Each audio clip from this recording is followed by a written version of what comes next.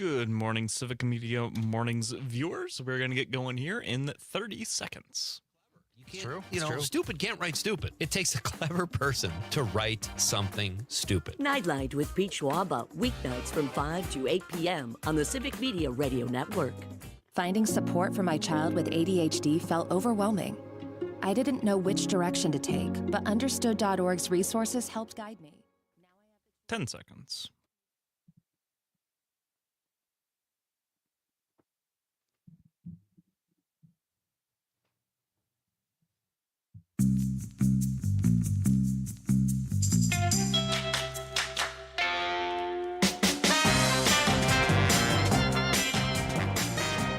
.606 right now. Thank you so much for joining us this morning. You are listening to Civic Media Mornings on the Civic Media Network. My name is Jamie Martinson. And good morning. I'm Brian Noonan. Happy Mardi Gras. Happy Fat Tuesday. Happy Punchki Day. Oh, it's Tuesday, and it feels like Monday, but it is, in fact, Tuesday. A lot of people had yesterday off. There was a company holiday. We had yesterday off. My wife did not. She felt very upset that she was forced to work on President's Day. I was like, hey, listen, You don't get this cushy radio schedule. No, I was shocked too, I'm sure. But Parker did a great job putting together the best of, so I hope you enjoyed yesterday's show. A few highlights from our long and illustrious run on this program, which is now almost 2 months. It'll be 2 months pretty soon. 6 weeks? We're like 6 weeks into Well, this is our 31st show today. Oh, is it 31st really? live Wow. show. Yep, we've got a counter just out the door there. Thank you. Yeah. Is that Thank you, right? Parker. 30, yeah. 31 shows. 34. Huh. They kept us this long. All right. Yeah. There's no accounting for taste. A lot to get to today, and there may be some surprises. That doesn't blow the surprise. That's not a spoiler. But this was real quick because we're going to get into talking about Tom Homan and Minneapolis and ICE and all that craziness. Breaking news overnight, Reverend Jesse Jackson, the civil rights activist, presidential candidate, Chicago icon, died at the age of 84. Overnight tonight. He was known worldwide. He worked with Dr. Martin Luther King. He was on the balcony when Dr. King was assassinated. Hospitalized in mid-November, Jamie, with a rare brain condition, which is related to Parkinson's, which he was suffering from. Yeah, and so this was a statement put out by his family almost immediately after he passed away we're going to assume the overnight hours since this is breaking just this morning. Born in Greenville, South Carolina in 1941, he gained a lot of national attention, as you mentioned, for his work in civil rights. In 1966, at the age of 25, he returned to study at the Chicago Theological Seminary.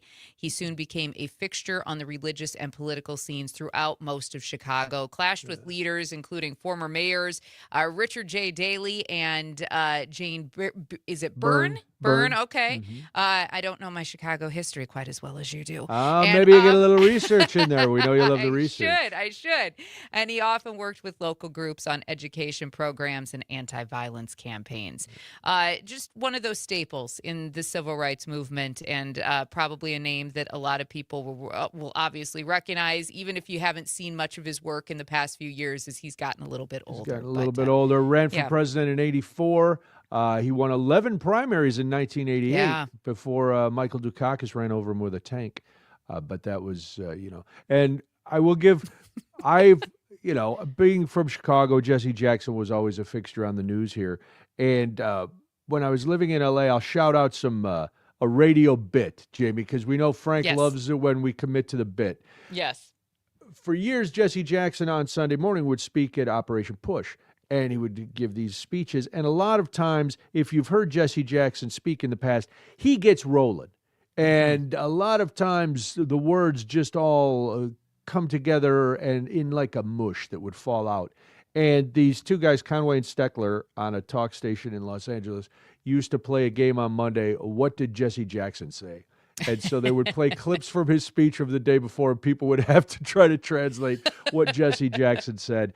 And it was hard sometimes to figure. It was like, none of those sounded like words, Jesse, but Jesse Jackson, a huge political force in this country, a huge fighter for civil rights. He's been sick for a while. And I think because they said he died Tuesday, so it was sometime between midnight and now. So now, that's horrible breaking news. We had more celebrity deaths while we were gone, but let's talk about our man Tom Homan and his ill-fitting He's the gift that keeps on giving. Oh my gosh! sure. He says, Jimmy, there's still going to be, we're pulling out of there. It's done here. Minneapolis is safe. There are no more undocumented immigrants there. The worst of the worst have been purged. Those 5-year-olds who are just horrible, they have been taken into custody. Everything is good. But we're going to keep a small force here. That's the latest. Sure. We're going to keep a small security force. It's what you have to do, obviously. But more than 1,000 people have already been removed, and hundreds more are expected before the operations are going to return to quote-unquote normal levels. Now, some ICE agents will stay in Minneapolis to finish some investigations, according to Homan, including cases tied to alleged daycare fraud and anti-ICE protest incidents. A small security team will remain to help with public safety and work with local law enforcement, but officials hope to withdraw them very soon as well.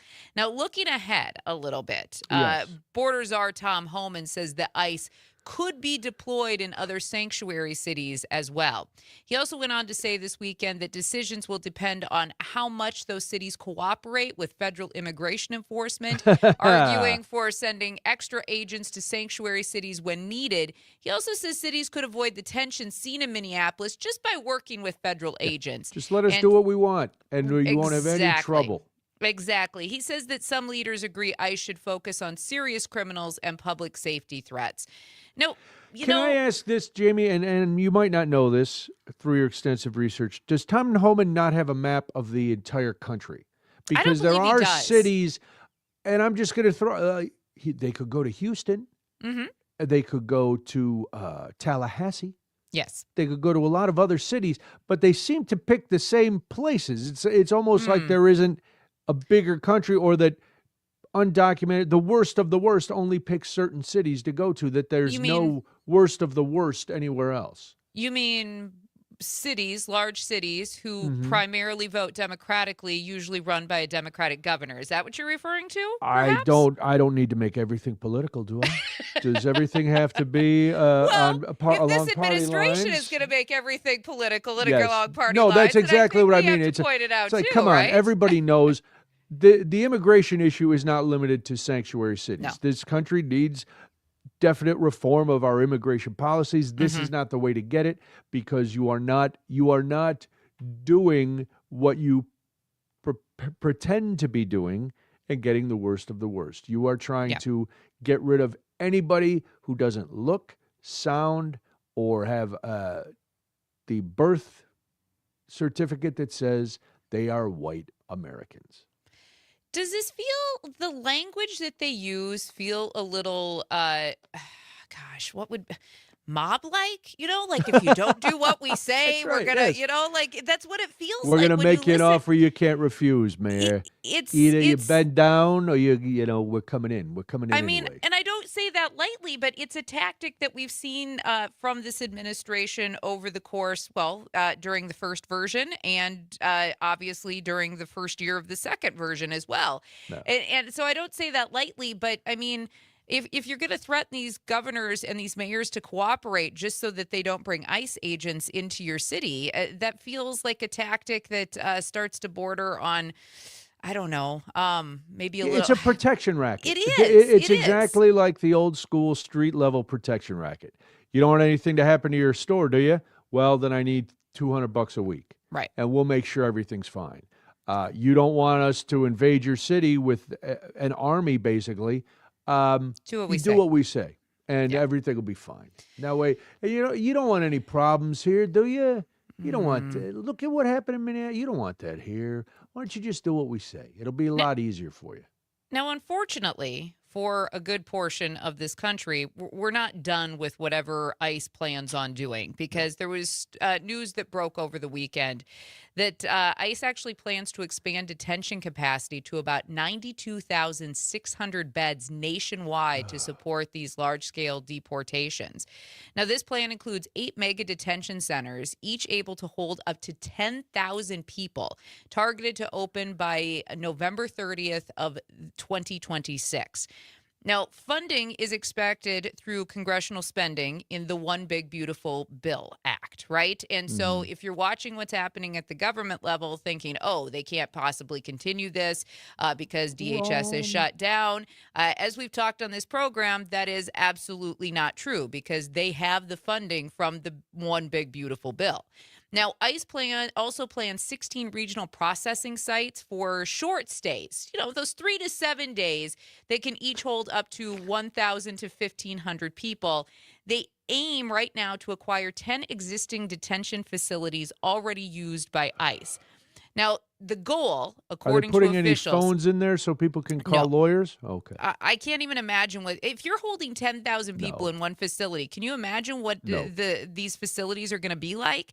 Now, the goal is to centralize and standardize detention operations nationwide. They've hired 12,000 new law enforcement officers to support these increased arrests. And the agency has already purchased at least 7 large warehouses, some over 1 million square feet for possible detention use. Now, if you're keeping track, there are 23 proposed detention sites already under construction, Brian. And these projects fall into 4 categories. Some leases have already been signed. Some have been stalled by community pushback. Others are facing active opposition. And there are several that are still in the early planning stages, everywhere from Arizona, Mississippi, New Hampshire, New York, Texas, even Michigan, Oklahoma. The list goes on and on. Going to be interesting if these projects continue to find out where the money is going. This sounds like the privatization of prisons where you get a couple companies that are making a lot of money. And I don't know for sure, but I will posit a thought that perhaps some of the money is going to friends of the administration. That there will be you've got to pay somebody these leases. You've got somebody's making some money here, and but that's separate from the fact that we are now building warehouses for people, and we are not. The big thing over the weekend was Hillary Clinton coming out and saying, "Listen, we know, yes, President Obama, President Biden, they deported more people," and that's the big argument now for people who are still fans of what is happening with ICE. They deported more people. They did deport more people. They did it in a more civilized, humane way, as humane as you can be when you're deporting people. Let's be honest. So yes, that should be when you, as a MAGA person or a Republican supporter of these tactics, you should then realize that Democrats are not against fixing the immigration system. Democratic administrations deport people. They just don't do it in a random, cruel, arbitrary way where it's, anybody who's standing outside of a Home Depot waiting to get work, they're not a criminal. The Obama administration, the Biden administration, weren't going and waiting in courthouses for people who were going to their hearings. These were people, you're not the worst of the worst if you're going to your immigration hearings. Right. You're actually trying to do things legally, going through the process of staying in this country or getting your permanent documentation. Now, with these facilities that they're building across the country, it is interesting because in a lot of cases, federal officials are working to secure these sites kind of under wraps, and it's catching local leaders by surprise as well in many of the communities. They have no idea that this is happening. There's shell companies involved. There's different names. So it's going to be fascinating to see if the community pushback continues like it has on several of the sites already. It is 6:19 right now. You are listening to Civic Media Mornings. My name is Jamie Martinson. And I'm Brian Noonan. We'll talk a little punchki, and maybe we'll have Jamie eat something. It's the Civic Media Network. That sounded nefarious.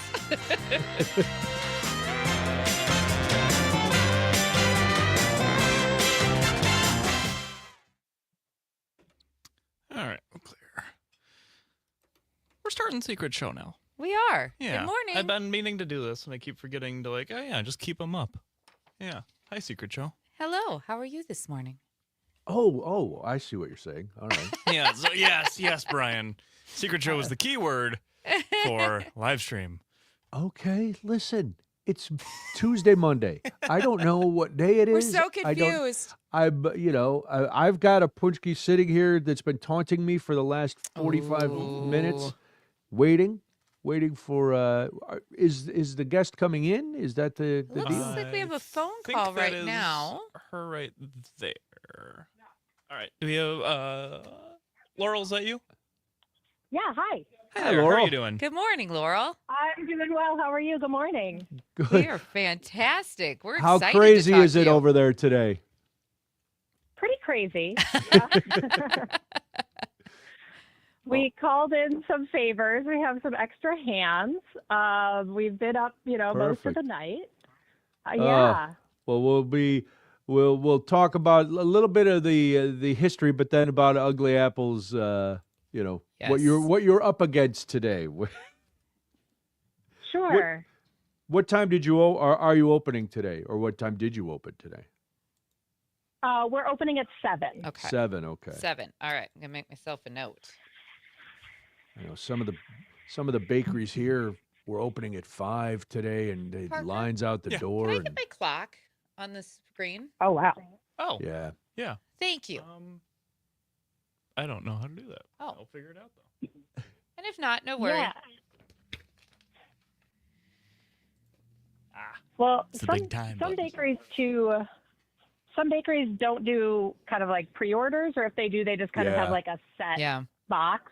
And we take pre-orders, like custom pre-orders, and so it's more work for us up front, but then people Oh, can yeah. really kind of like come in and come out and not have to wait in line for hours, and hopefully, Oh, it's crazy. no one- Yeah. We'll be back in 10 seconds here. All right.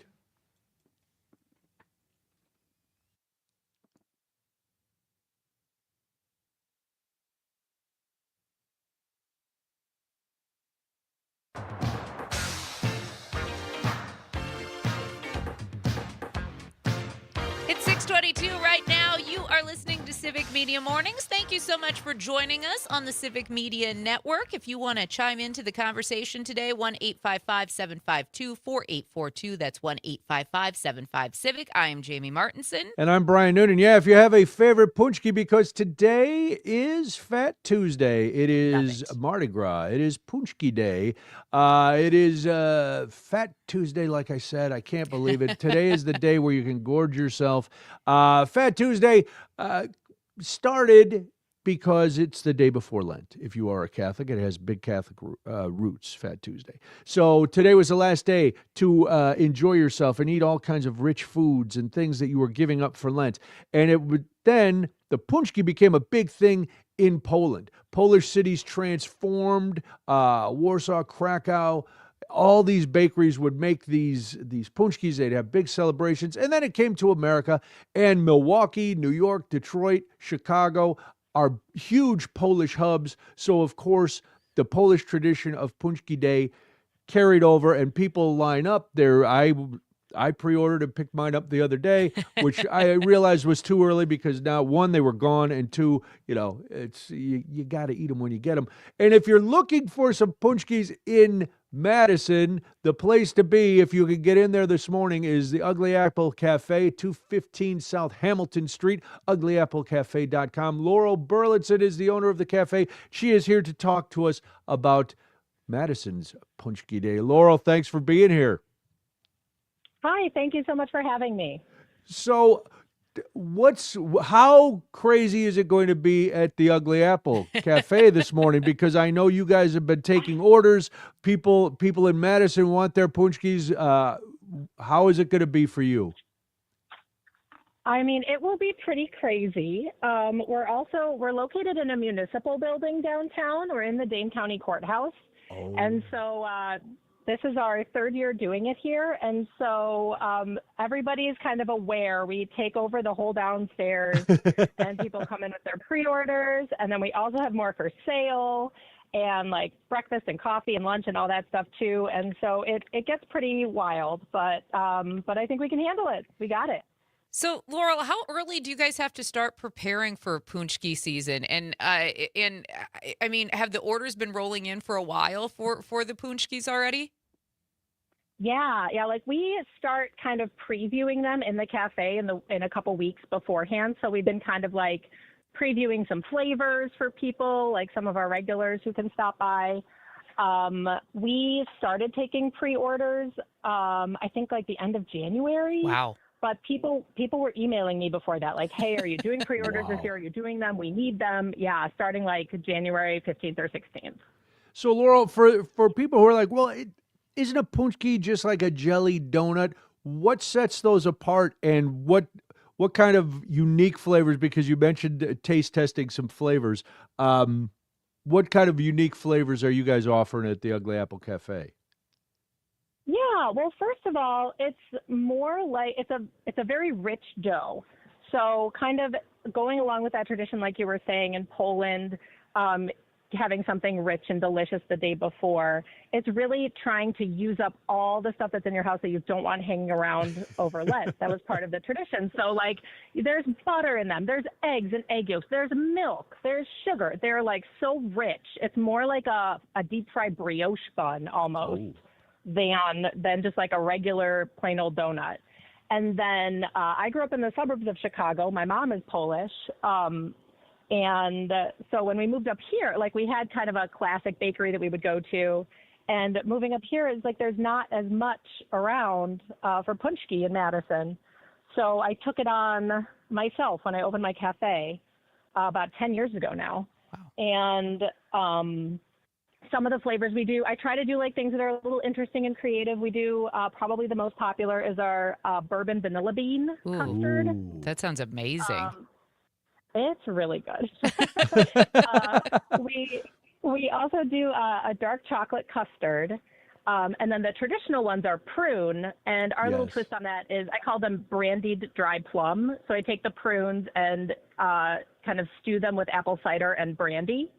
And then make the filling from that. So it's like kind of like still a nod towards the traditional ones, but like a little bit different. And then the new flavor this year was lemon chamomile. Ooh, that sounds delicious. We're talking with Laurel Burleson. She is the owner at Ugly Apple Cafe. It is Punchki Day as we get ready for Fat Tuesday and Mardi Gras. Now, you just listed a bunch of your favorite flavors, Laurel. Or a bunch of flavors. Do you have a favorite, and why is it your favorite? And why should people try that one in particular? Oh my goodness, it's really hard to choose. Loaded question. So yeah, it's like picking your favorite kid. Right, yeah. So you can't. They're all good in different ways, and it depends on what you like. One that I didn't mention yet, we do a caramel apple butter, and I get all the apples from seconds for apples from local farmers. That's like how we got the name of the business. It's like you can take the ugly apples and then make them into delicious things. And in this case, we took those and cooked them down into apple butter, and then made caramel sauce, mixed that with it, and then put it inside a punchki. Oh, my goodness. Yeah, today's the day where diets go out the window. I'm just listening to you describe all those, and I'm eyeing one that I have sitting next to me that I've been waiting to eat, and it's just like, tomorrow's Lent, and you just move on. So obviously today the focus is punchkis, but for those who haven't been to the courthouse because they're law-abiding citizens or not state employees, what else can people find at the Ugly Apple Cafe? Yeah, so we're open Monday through Friday for breakfast and lunch. So breakfast sandwiches, soup, salads for lunch. We do daily specials too because a lot of our clientele are people who work in the building or nearby. So we switch it up all the time, use seasonal ingredients. We have a full espresso bar, so you can get your lattes or mochas also. And we also have a satellite location in the City County building, which is also where City Hall is downtown, and they have punchki there today too. Perfect. Then you can find out all you need to know at uglyapplecafe.com. That's the website. Good luck today, Laurel. Thanks for taking time. I know you are busy this morning. Thank you so much. I appreciate it. Have a wonderful day. It is 6:29 right now. You're listening to Civic Media Mornings. I'm Jamie Martinson. And I'm Brian Noonan. Some Milwaukee Council members are having a little tiffy-tiff.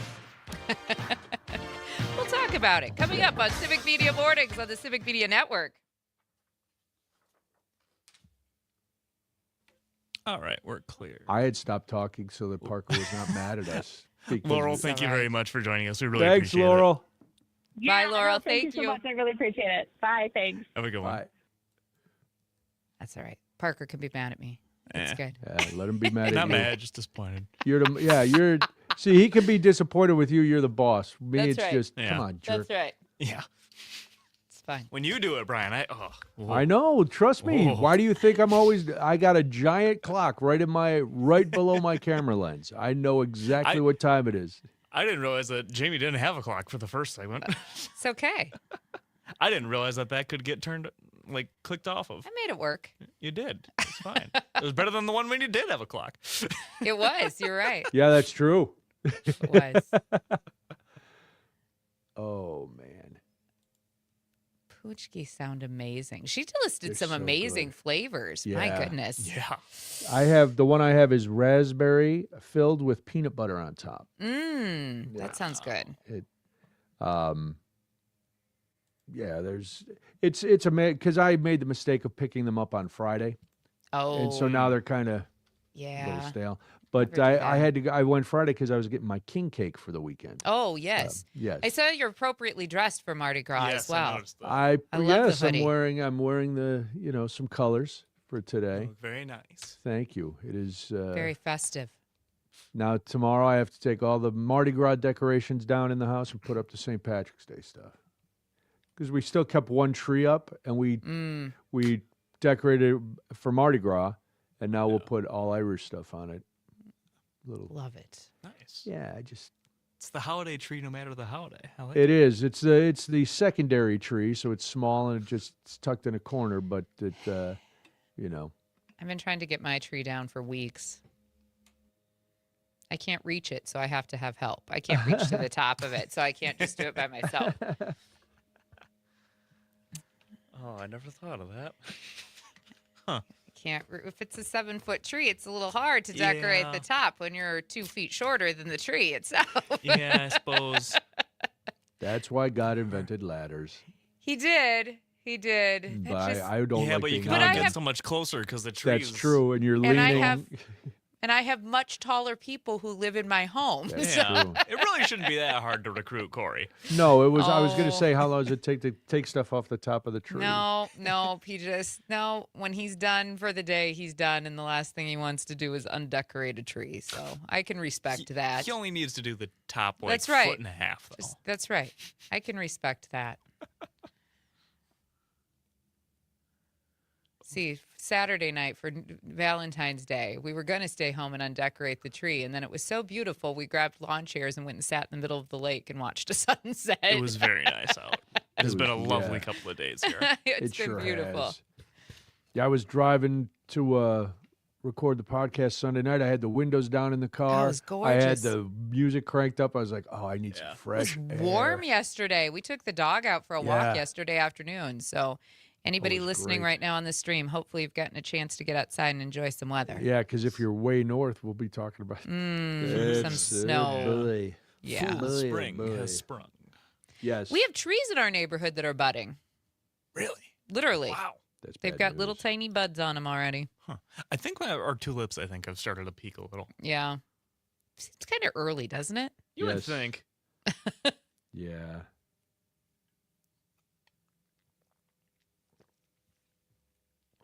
Got about 55 seconds here. So you know. My gosh. No yawning. Yawning's not allowed.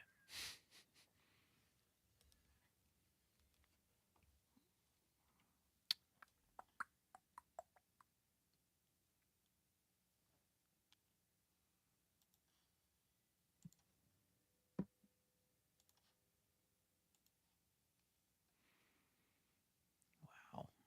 Watching a story on the Epstein files right now. Yikes. Yikes. Somehow it gets worse every time I see It something. sure does. Mm. And gets worse and worse. And yet, nobody has to worry because nobody's going to jail. Nobody's Nope. getting charged. Nobody's doing anything. Couple seconds here.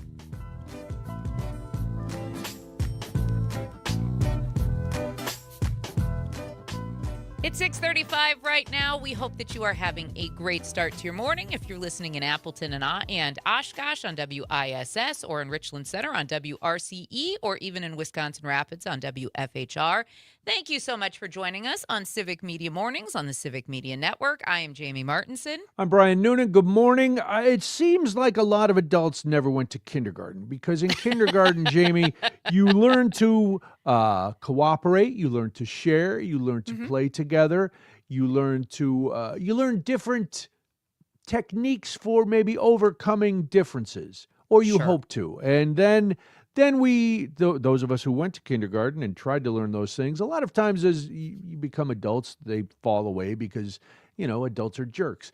And that does not exclude members of the Common Council in Milwaukee. 2 members of the Common Council have been removed from committees after a verbal confrontation in the lead up to a news conference about potential ICE enforcement operations in the city. Oh, boy. So if you can't play together, you can't be on committees. Apparently Everybody not. go sit down. You lose your positions. Council President Jose Perez had to reshuffle assignments, so alders Mark Chambers Jr. and Jocasta Zamaripa will no longer serve on the same committees, a move that's a bit unusual, as you can imagine, because committee changes typically happen after elections, and council seats aren't up again until 2028. We can't have fighting at every meeting. We can't have these two going at each other like rabid raccoons. Yeah. So they were yelling throughout the council offices. They're just running up and down the hall screaming at each other. That's not. I mean, even in a business like radio, where we're all very Right. opinionated and we're all very outgoing for the most part, or curmudgeonly and don't like to be bothered, Right. you can't be running up and down the No. halls. Parker tried it the other day after he It flipped didn't me go off. well. No. I did. Yeah. Yeah, no, Yeah, it it just did didn't not go go well. well. No. Not at all. No, I have to clean Brian's car after the show. Yep. And I went 4-wheeling this weekend because everything was melting and muddy. Was very muddy and melty.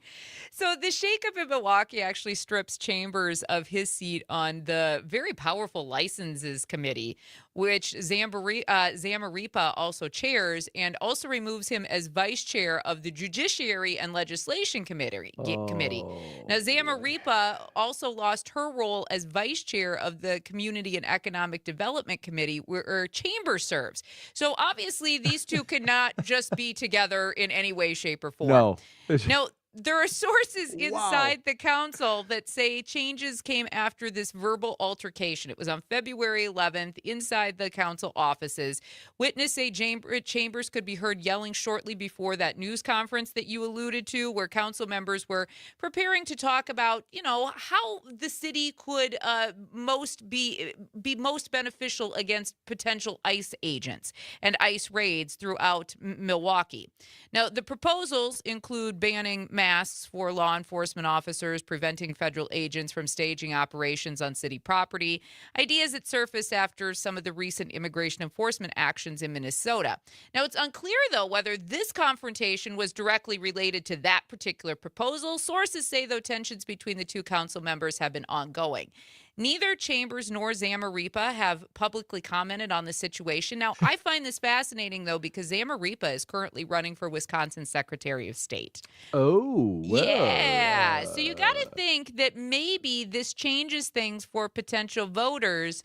Yeah, if you can't get along with Right. Listen, we all have coworkers that we Sure. don't like. If you're in the car driving to work this morning, you're like, I know it's Barb. That Bob. I hate That Barb Bob or down the Bob. hall. They're all, oh my God, I can't stand them. But you're not going to, you as an adult, you realize you can't just be screaming and yelling. Now, I understand sometimes disagreements get heated.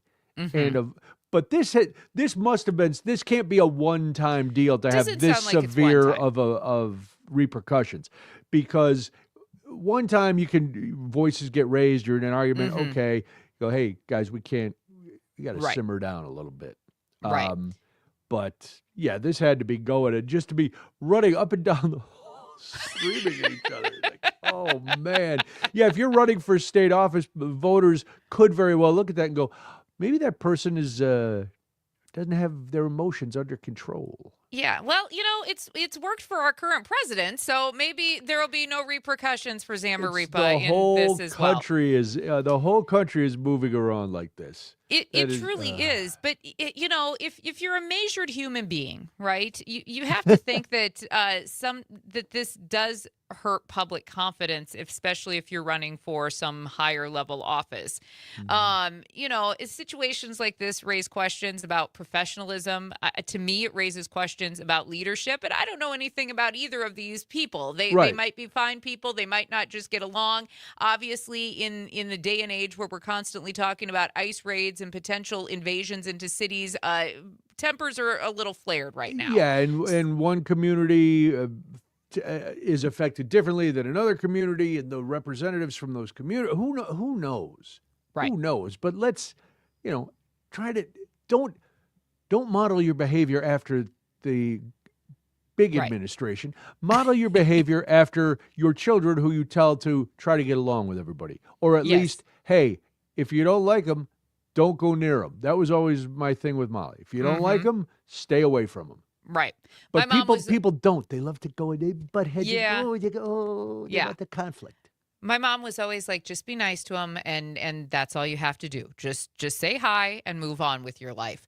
But I think it's interesting because whether you're talking about a large city like Milwaukee, a very urban area, or you're talking about even a smaller town like Hayward, really, don't we just want our elected officials to put aside their differences and work together? I mean, maybe that sounds a little idealistic It does. in a time where we Wow. are right now. Pollyanna, very nice to meet you.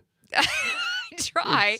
But constant infighting isn't going to help anybody. It doesn't move things along. It doesn't help progress. It just impedes. And I guess I just want people to be able to go in and do a job, and that's it. That's not possible. I would imagine it's worse in a smaller town because Probably. you're Small like town like politics. yes, and you see each other all the time, Yeah. and you wander by Culver's, and there's your arch enemy, your political nemesis, getting some custard, and you're just like, Yeah. "Oh, I hope And that's he when you chokes take on out your that camera, custard." and just in case they do anything, that you disagree with. That's just right. so you have it. Yeah. We yeah. saw Bob didn't tip. Why does Bob get all the shade here? every argument, Bob is getting the shade, which I don't Bob, quite that understand. You Yeah. mentioned masks, and I know we have something big we want to promote. But Yeah. going back to Tom Homan, he Yes. also doesn't think ice people should ice people. Like it's something out of a movie. The ice people are coming The ice people are coming. from yes. the north.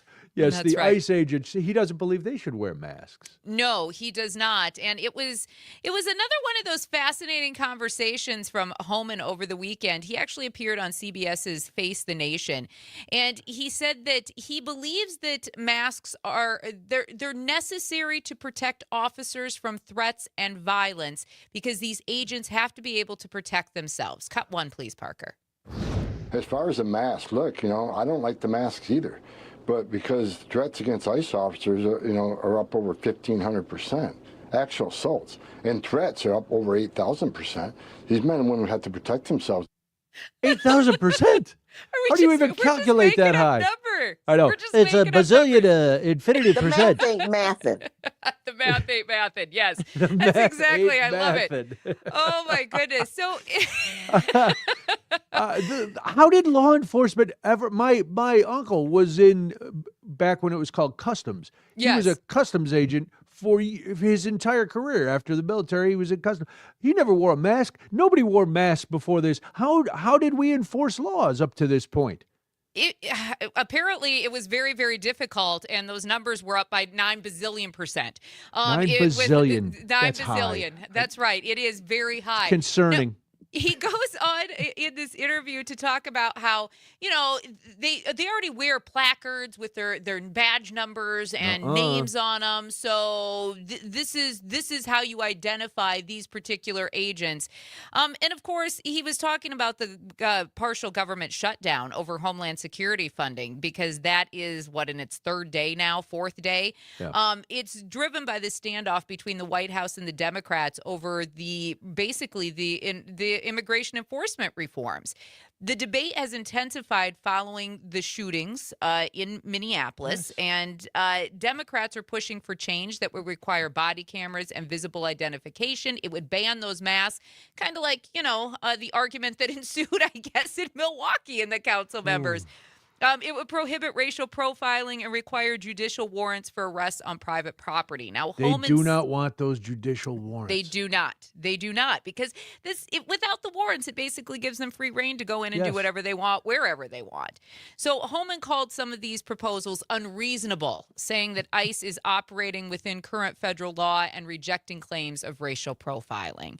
I guess take his word for it. Well, he did say, listen, it's the laws are on the books. So if you don't like the laws, then you should demonstrate at Washington. And it's like, well, yeah, sure, we could talk to our Congress people and demonstrate there, but we are also allowed to demonstrate on our own streets where you guys are doing all sorts of horrible things.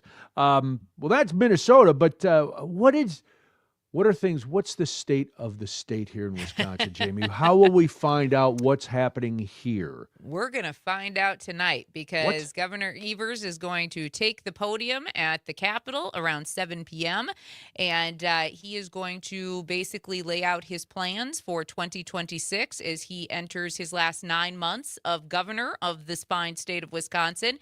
We're going to have coverage right here on Civic Media tonight starting around 6:45. We have University of Wisconsin professors Michael Wagner and Howard Schwaber joining us. And our own John Scott will bring you insight, analysis, and we will talk a little bit about if we're going to be able to accomplish what Governor Evers lays out in this particular plan tonight. Now, I've seen a few notes. I got to do a little bit more digging today into what the governor would like to basically tell Wisconsinites. Now, here's the thing you have to remember, folks. In 2 days, basically, Speaker Voss, is going to adjourn this state legislature for the rest of the year. Wow. So you got to think that we're going to hear some actual concrete plans tonight from our governor. And then we have a legislature that's effectively going to say, nope, we're not going to do any of that. Which, how does that help anybody?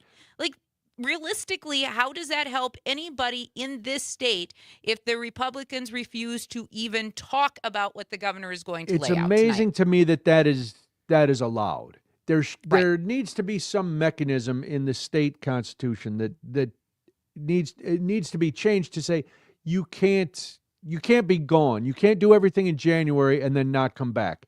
Right. A lot can happen between now and the end of the year, and it's irresponsible.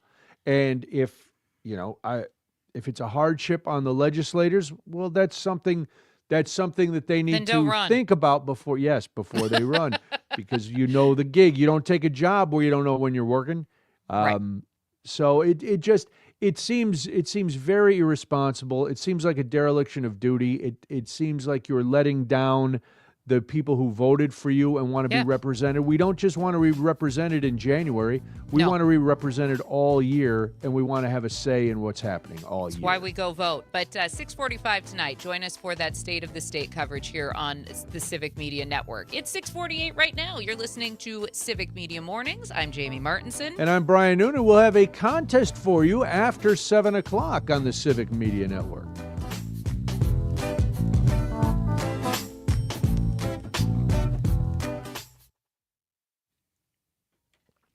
All right.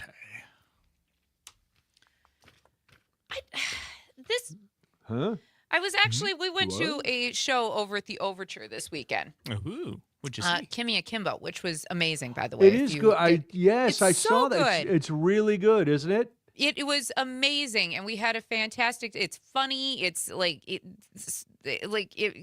makes you tear up a little bit at Yep. certain points. Makes you kind of sit and analyze your priorities a little bit while you're sitting in the seat. But at any rate, I talked to a good friend of mine from the Baraboo area who is currently a first-term representative. It was intermission, so we didn't have much time to talk, but we got into a little a conversation about the fact that they're getting ready to gavel out in a couple days, and she's like, it's just the most maddening, awful thing ever. She's like, how does this actually help anybody?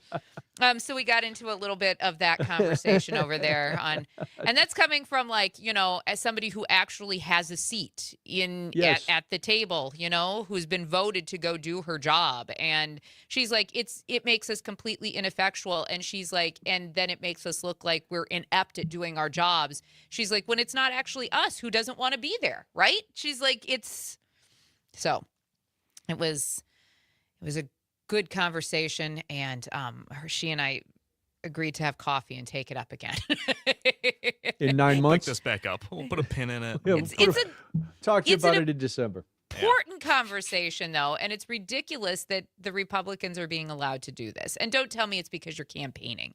You're not campaigning. The job isn't to campaign. And that's No. always driven me crazy. Somebody gets elected and then they take off half a work year to for a campaign. year and then they just start campaigning again. It's like, no. No. Your not how this action, works. your accomplishments should be what you're campaigning on. What are you campaigning on? I got elected. I know how to get elected.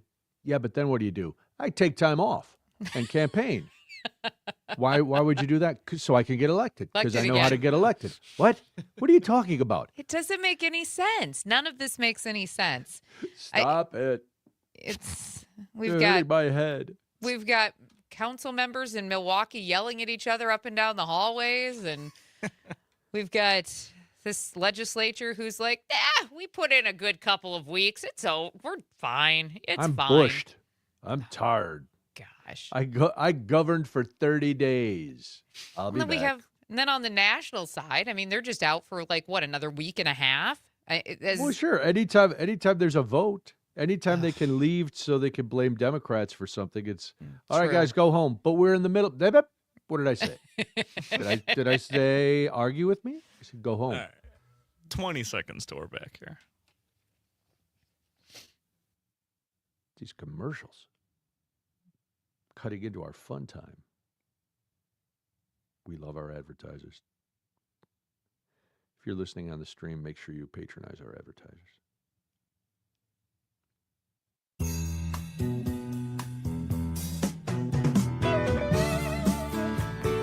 It's 6:52 right now. We hope that you are having a great start to your morning. Another beautiful day shaping up in large portions of Wisconsin. A great start already this morning. I went outside without a coat today. I was just carrying it with me because it's already nice out. We live in Wisconsin. Our version of nice Right. is a lot different than other parts of the country. we're getting lulled into this fake We are. spring, and I think by the weekend it's supposed to be back in the 30s. But you It know what? is. Okay, I'll take a couple days like Reprieve. this, even though I know the cold will feel worse next week. But I don't mind a day or two where it's like, We it's needed a gonna get break from better. the Yeah. 20s and below, though, didn't we? We went did. for a long stretch of very, very cold temperatures, so I'll take it. Yeah, I you would are too. listening to Civic Media Mornings on the Civic Media Network. I'm Jamie Martinson. And I'm Brian Noonan. Here's a question for you. How did so many people look at Donald Trump when he was running and didn't see anything that was morally disqualifying for him? And I thought this question came up because I saw a video from New York Times opinion columnist David Brooks, who sat down for one of his final conversations. He's leaving the New York Times. And I mean, we've all wondered that, right? We've all thought, why is there no breaking point? What is it why do people look at Donald Trump and not see anything wrong? The 34 felony convictions. There's so many things, and they try to brush away everything. There's no bar that's too low for them to elect it. And he had an interesting take on it, and I wanted to play for you, Jamie, and we can talk about it. And I want to hear from you too at 855-75-CIVIC. That's 855-752-4842. This is David Brooks from the New York Times. Cut 2, please. And to me, the interesting question is, what the hell happened to us? Why do 77 million people last election took a look at Donald Trump and didn't see anything morally disqualifying? And I do not think that would have happened in America 50 years ago. I think there was a moral ruination, a loss of moral knowledge that preceded Donald Trump's arrival on the scene. And my quick story about that is, for all of American history, we had some sense of a shared moral order. There's a historian, George Marsden, I'll paraphrase what he wrote, that what gave Martin Luther King's rhetoric such force was the idea that moral law was written into the fabric of the universe, that slavery and segregation were not just wrong sometimes, they're always wrong. And over the last 50 years, in my view, we've sort of privatized morality. We said there are no shared moral values. There's no ultimate truth, but everybody gets to come up with their own values. Yeah. And what I liked about this is, if you listen, he's not talking about Donald Trump being the cause of this. Right. Donald Trump is the result of this. Yeah. Which I found very interesting, because then it takes some of the ammunition and the Trump derangement syndrome out of the conversation and makes us look inward more to say, is he right? Is there no shared moral fabric anymore? I think it's interesting because, he mentions 50 years. And he's not wrong, because for decades, the religious right talked about this moral leadership. And if you go even back to the 1980s, right, there were these several movements like the moral majority. Yeah. I was too young to remember it, but I've studied it plenty. And it helped turn faith into this really powerful political force. And leaders were expected to model these family values and have personal character. But somewhere along the way, those rules actually shifted. And so I think today, for a lot of voters, especially the evangelicals, politics has become more about outcomes than personal behavior. The focus then becomes shifts to judges, policies, and these cultural battles. And the thinking essentially is, we're electing a president, not a pastor. And in fact, there was a recent survey that really kind of drove this home for me a little bit. In this survey, nearly half of the Republicans said that they would still support Trump, even if he were proven to be connected to Jeffrey Epstein's crimes and convicted of crimes, right? So if you think about that for a second, that means millions of people walking amongst us, right, are okay with a scandal serious enough that it would land people in jail for the rest of their lives. And when you look at the files, some of the things coming out, these are serious allegations. These are gross allegations. But it wouldn't change their vote. And to me, that raises a really big question. Well, it goes beyond politics, though, then, at that point, doesn't Right. it? It goes to not only individual character, but it goes to the character of the country. And I've railed against this whole my truth and your truth and blah, blah, and everybody's own rules.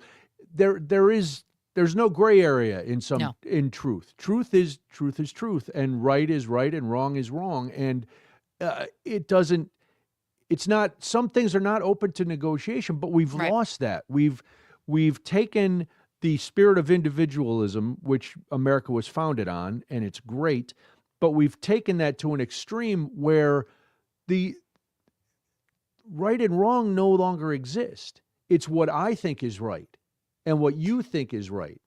And those don't always match, and they're not always correct. I think there's a pragmatism that goes with this too, right? Because morality in politics hasn't necessarily disappeared, but I think it's shifted and changed. And for a lot of people, it's no longer about that personal character. You don't need to be a good person. Remember, when Bill Clinton had all of his scandals, and even John F. Kennedy, it's become literally about loyalty, power, and winning culture wars. And that's what matters, I think, to a good majority of voters. And I think Donald Trump was able to bring that out and allow people to finally feel like they had a voice and a freedom in those. That's always been how I've seen it. But if you look at that poll that you quoted, and when you hear people say, I don't care if someone is convicted of being part of a pedophilia ring. What's happened? We're lost. And I don't know how we can get back. I mean, if a pedophilia ring doesn't change minds, I don't know what does. Nothing does. Nothing. It's well, on that happy note, hey, it's Fat Tuesday. It's 6:59. Go to your Punchki. I implore you. 6:59 on Civic Media Mornings. I'm Jamie Martinson. And I'm Brian Noonan. We'll talk about the new SNAP benefits after the news on Civic Media Network.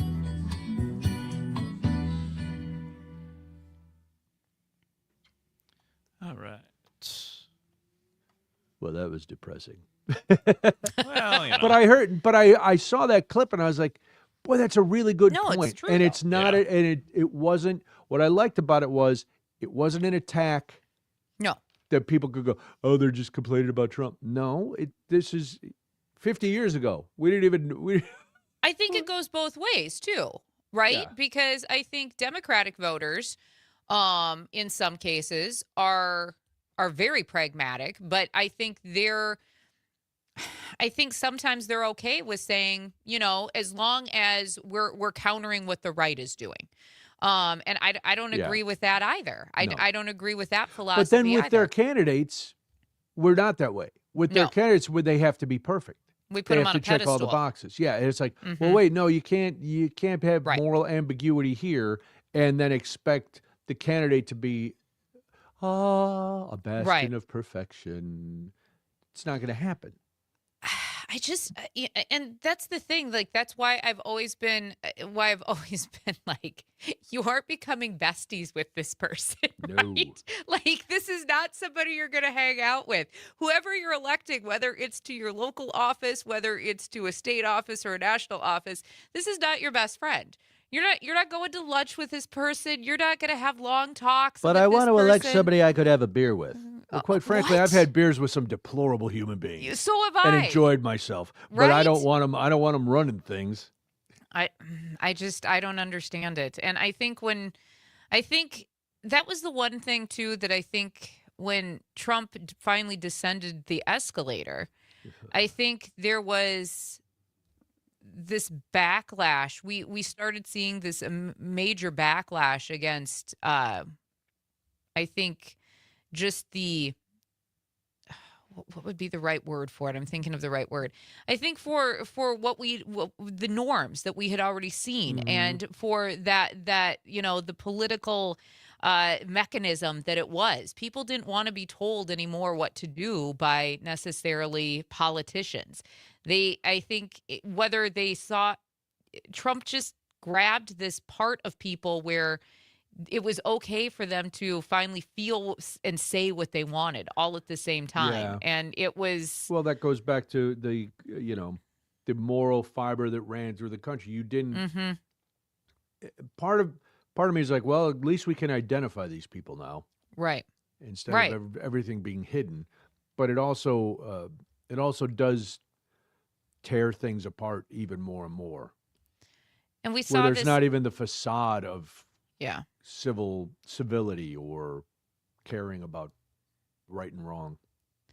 And it was interesting because, when this past election, when everybody started having, getting an idea based on polls and survey, and I get you can only put so much stock into that, started getting this idea that especially Black communities and young Black men were probably not going to vote for Kamala Harris. I remember people saying that was silly. And then I actually went to a few election events in Milwaukee, where we were in very Black communities, very Hispanic communities. And I got the chance to talk to, small sample size, but I was like, oh no, they're actually angry and they're actually going to vote for Donald Trump because they believe something better because the Democrats have let them down for so long. That was not just hyperbole in the polls. That was an actual feeling that was running through those communities, which I thought was fascinating. And it also terrified me at the same time when I was there. One of the hosts on The Truth was a very big Trump supporter. And I was like, dude, how can you... Right. How is that possible? Yeah. But yeah, when you're let down because the Democrats went from being the party, and I don't know when it exactly happened, the party of unions and workers and all of that, to this erudite kind of we have the moral high ground and everything. It's like, no, shut up. Just help us. Just do what you're supposed to do. And I'll be honest, that's why as I look at people who are throwing their hat in the ring or already like dipping their toe in the water for 2028, I don't really want to see Gavin Newsom run. No. Because he's another, like, when it comes to large swaths of this country, he's a California guy. He's going to be seen as an elitist. He's going to be seen as the guy from California. What could you possibly know about me if you're from a very working class town in, say, Pennsylvania or even in the middle of the country? They're not going to connect with Gavin Newsom in any way, shape, or form. And he's going to run. I fully expect Gavin Newsom to throw his hat into the ring eventually, but it scares me a little bit. All right, we got the pre-record here in 25 seconds.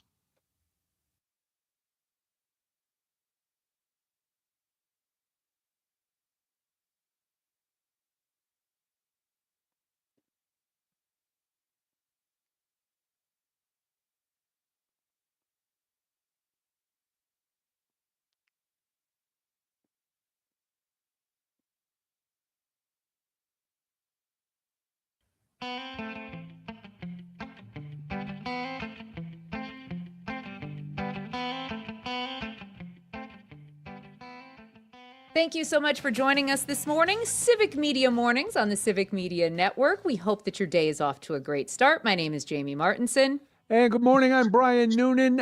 Interesting fact and a little bit sad. As of May 2025, more than 689,000 Wisconsinites, or about 12% of the state's population, rely on food share benefits, which is nationally known as the Supplemental Nutrition Assistance Program, or SNAP. They now officially are operating under new work requirements. Those new requirements are part of several changes to the program. To make sense of that and how it's going to affect people here in Wisconsin, Jackie Anderson joins us. She's the executive director for Feeding Wisconsin. Feedingwi.org is the website if you want more information. Jackie, thank you for being here. We do appreciate your time. So what are these new guidelines and changes, not only for the recipients of food share, but for the state itself? So let's start. First of all, thank you for having me here. Let's start off with what the work requirement changes are going to be. So traditionally, people who were at the age of 54 had to provide work requirements, but that has now been bumped up to now 64. So if you are someone who is on SNAP, you now have to provide work that you're working at least 80 hours per month. And that also qualifies if you have a child who is under the age of 14. So two things changed in that. The age of the child, and then the age of the recipient who is on SNAP. So when you're looking at the number of people, based on the numbers that you just said, Brian, in Wisconsin, it's going to impact about 43,000 Wisconsinites who will now have to meet these new work eligibility requirements. So that's a work eligibility piece. The other pieces that are now a result of HR 1, or the One Big Beautiful Bill, is a cost shift that we will now have to pay on the administrative side. We also will have to then pay administrative costs. And so it's the work requirements and the administrative costs are two of the biggest things. So, Jackie, how is this going to affect households? Because obviously we think of families, we think of children, but there's also elderly adults and people with disabilities who use these programs. So how is this going to affect those households, especially when we're talking about maybe somebody who can't meet the work requirements? Yeah, it's a great question, because we at the food banks and at the food pantries are always thinking about this, because we know that transportation, especially in our rural communities, is absolutely an impact. So if transportation is an issue, if we're, if there's not opportunities for people to work, it is absolutely going to impact that. So we at the food banks, again, are are looking at how can we offer volunteer hours to help meet people so that they can actually meet those work requirements. So it is a conversation that we're having with other business leaders too, like how can we offer those additional supports? Because 10 more years of having to work is probably not on everybody's radar. Oh.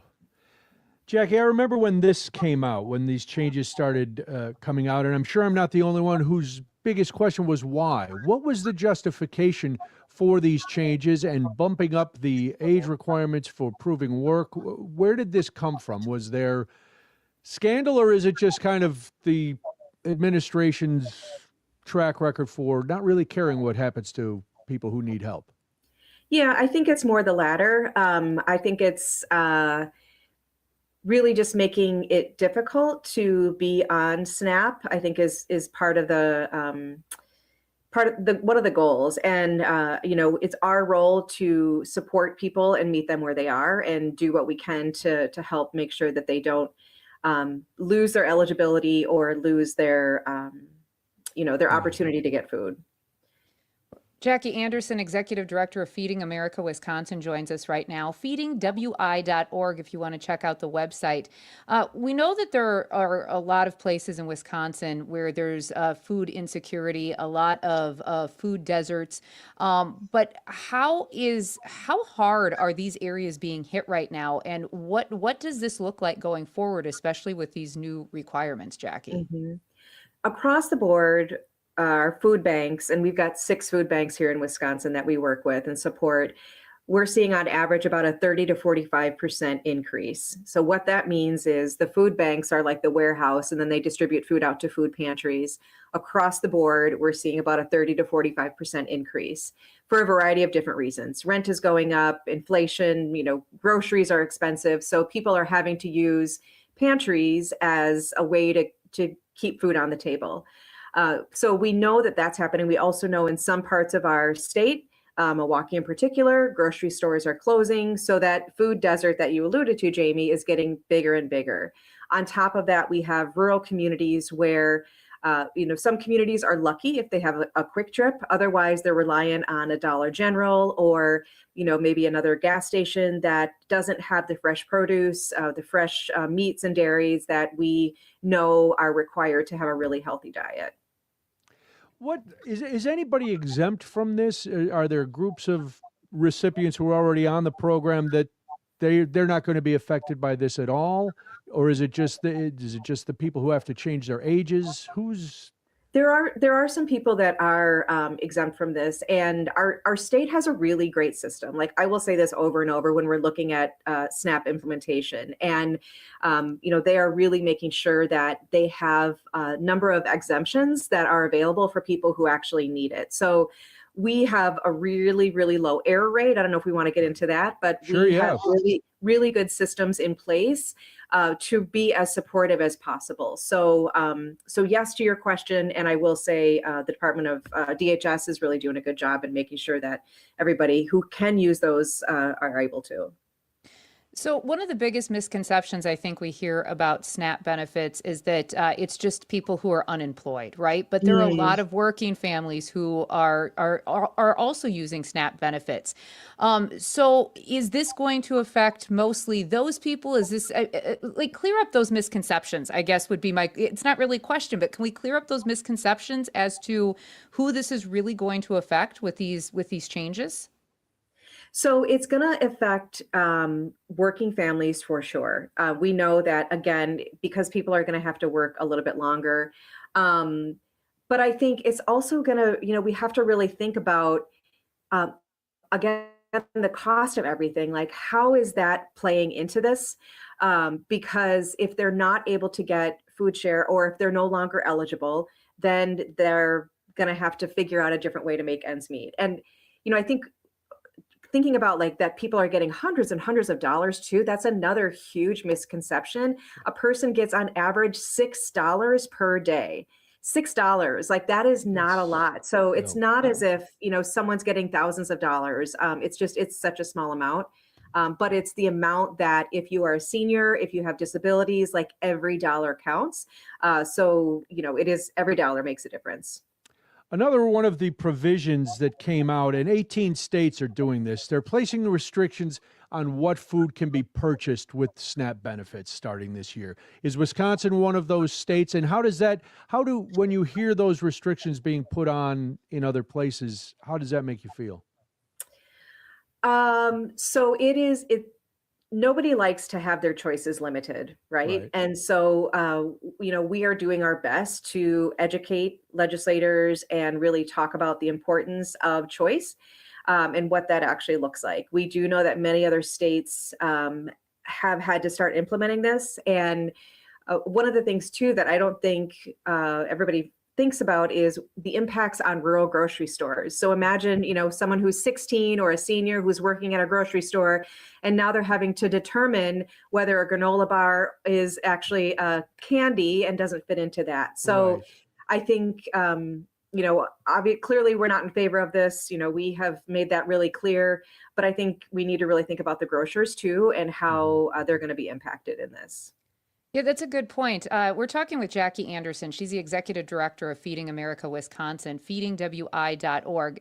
The grocery stores are a really good point because I think they do have to be a little bit of a factor in this, and the grocery prices. Are these benefits and the criteria that we're talking about, are they really keeping pace with any of the real cost of food that we're seeing not only in Wisconsin, but across the country? Well, I think there's a couple different things in what you just said there. I think the $6 a day is absolutely not aligned with what inflation looks like right now. But I do think, the grocers are doing their best to make sure that they keep things at a minimum level. But, inflation's high. And when you're looking at things like tariffs and other things that are being implemented, like everything is a factor. Jackie, all these changes were on a very short timeline between the time they were approved and the time you were expected and Wisconsin was expected to put them into effect. Wisconsin was part of a 20-state lawsuit against the administration. What was the basis of that lawsuit? What were like the rules that you were really trying to go after, and how did that play out? So I think what you're talking about is the lawsuit around sharing data with the USDA. So that would mean that anyone who's a SNAP recipient would be, their data would be shared with USDA. So that too, Feeding Wisconsin has, we're advocating on behalf of not doing that, of course. But I think it is, we'll see what happens around that. There's a lot of states that are very against this just for privacy's sake alone. And we will continue to push back on it. If someone's listening today and they're worried about losing benefits, or they know that they're maybe going to lose benefits with some of these new guidelines, Jackie, what options do people realistically have right now if they're faced with potentially losing what little money they're getting from the government for food? Yeah, one of the things that I would recommend is still try to continue your benefits and talk to the DHS. You can go to the website. I'm happy to share that with you afterwards because there are those exemptions that I talked about earlier. And a lot of times people don't necessarily think that they meet an exemption, and they do. And that's part of why we're advocating on behalf of keeping that quality control level really high when we're looking at the application process, because there are people who are trained. They understand, what an application, what some of the barriers might be. They're really trained in working with people. So I think don't, throw your hands up and say, I'm not going to be no longer eligible, but at least, go onto the DHS website and talk to someone because they're trained to help you. Jackie, there's still people, and this is, I know, outdated thinking, but you mentioned before how many different people now are coming to food banks and trying to get help. There's still people, though, who need that help and who would be eligible for that help, who have an outdated notion of pride. Oh, I can't accept charity. Even if my family's struggling, I can't accept charity. What would you say to those people to hopefully change their mind and get some necessities into their hands? Yeah, I think everybody is struggling right now. I mean, really, groceries are so incredibly expensive right now that There is no shame. If you do have shame, and we know that happens, many pantries have what's called a proxy. So if you feel uncomfortable going to a food pantry, you can tell someone else to pick up on your behalf, and then they can bring the food back to you. So, we understand, and we don't want that to be a barrier for people to access food that they so desperately need. Jackie, thank you so much. We're running out of time, and we are going to get that website for DHS from you before you go today, and we're going to post that in our show notes. So we will have that link in those show notes. You are listening. This was Jackie Anderson. Yep. I forgot to reintroduce you as we get ready to go. We do. So this is Jackie Anderson. She is the executive director of Feeding America Wisconsin. You can check out that website. It is feedingwi.org. And again, the link to DHS, if you are worried about your SNAP benefits and you're worried about eligibility, we will put that in our show notes. Just go over to civicmedia.us. You are listening to Civic Media Mornings. My name is Jamie Martinson. And I'm Brian Noonan.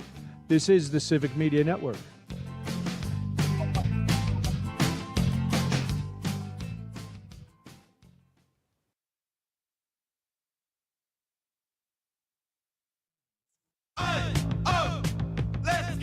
You're still grooving, still connecting, still loving, still turning up, still thriving. You still got it, but your immune system, it weakens as you age. That's where vaccines come in. They help train and strengthen your immune response to fight off respiratory illnesses like flu, pneumococcal pneumonia, RSV, or COVID-19. Ask your doctor or pharmacist which vaccines you need. Book in minutes at vaxassist.com. Sponsored by Pfizer. You wanted to be cool, which led you to smoking, which led to a pack a day. Then you met that special someone, which led to starting a life with them, which led to wanting to live longer, which led to quitting. Then you heard you may be at risk for lung cancer, which led you to getting a low-dose CT scan. If you smoked, get scanned. Talk to your doctor and learn more at savedbythescan.org. Brought to you by the American Lung Association and the Ad Council. Join Civic Media for special coverage of the State of the State address Tuesday night at 6:45. Governor Tony Evers delivers his final State of the State, outlining his priorities, reflecting on the past year, and setting the agenda for the months ahead. Civic Media sets the stage before the governor takes the podium. We'll carry the address live and bring you reaction and analysis from experts who will break down the key proposals, the political path forward, and what it means for you. State of the State, Tuesday night on Civic Media. Hello, this is Robert Pilot of Native Roots Radio. On our show, we share stories from Turtle Island highlighting the people and issues shaping our communities. From protecting water to treaty rights and preserving languages and traditions, we cover it all. Hear voices like Arvina Martin of Emerge Wisconsin, Dr. Stately, Robert Lilligren, and more. Because Native issues are human issues, and human issues are Native issues. Native Roots Radio, weeknights at 8 on your local Civic Media radio station. Teachers are diverse, skilled leaders, innovating to prepare students for our fast-changing world. Teaching shapes lives. 15 seconds till we're back.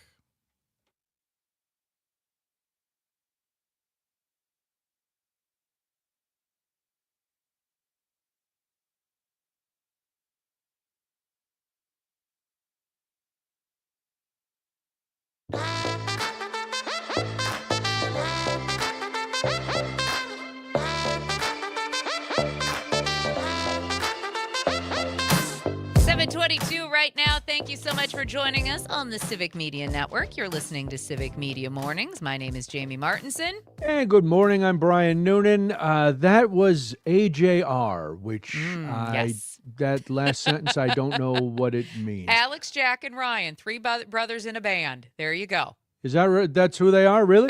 Yes, that's exactly who they are. All right. And why are we playing AJR? That seems like an odd choice for us in the morning. It would be a little bit of an odd choice, except for the fact that they are going to be at the Wisconsin State Fair this August, and you can find them on the Bank 5-9 main stage by grabbing your tickets when they go on sale this Friday, 10 a.m. at wistatefair.com. Except we have your chance right now to beat the box office here on Civic Media. Text to win. That's right. All this week, we are going to be giving you a keyword and a chance to win a pair of tickets before they actually go on sale. So you need to get your Civic Media app ready.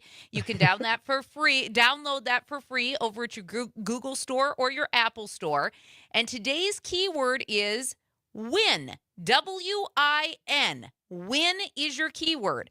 Now, again, use your Civic Media app. What do I have to do with this? You just have to go to the Civic Media app, and then you have to use the app to text us the keyword WIN, WIN, for your chance to qualify for a pair of tickets to see AJR at the Wisconsin State Fair before they go on sale. And you have until 8 o'clock this morning to text us, again, the word WIN. That sounds too easy. 8 a.m., 8 p.m., 8 They're a.m., ripping us whatever. off for tickets, as they used to say back in the day.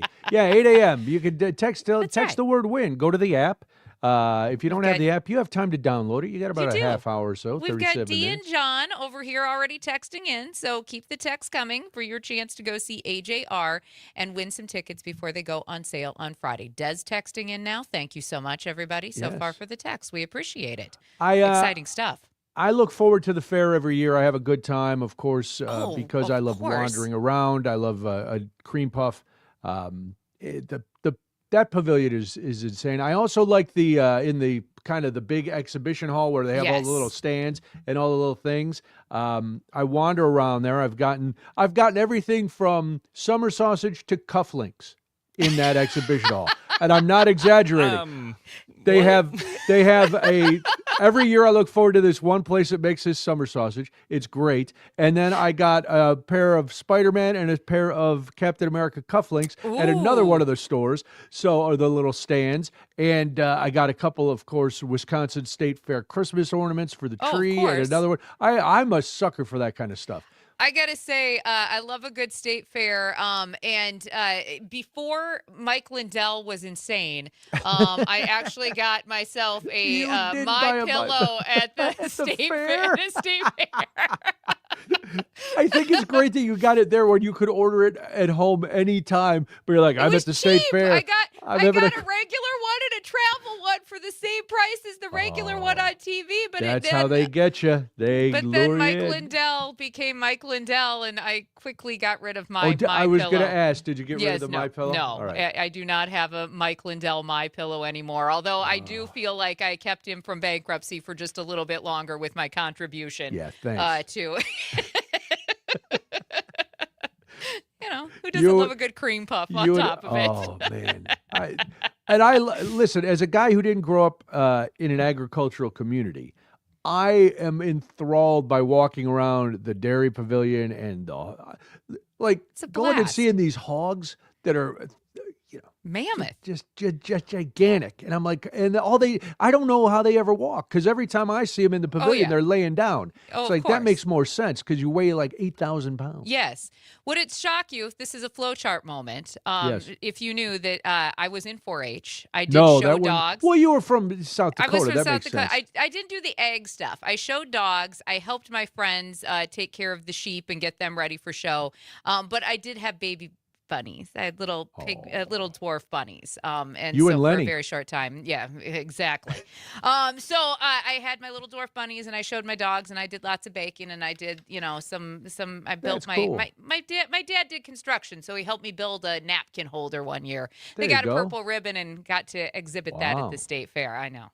Listen, if I had grown up somewhere where there was a big state fair, I would have done all that kind of stuff. Oh yeah, it was super fun.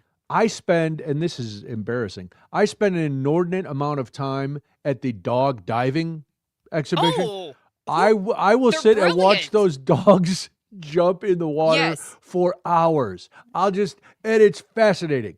And part of me is a little judgmental. My dogs will never do that. Oh, no. Right. And then I look at mine and I'm like, why can't you do anything? Where's your skill at?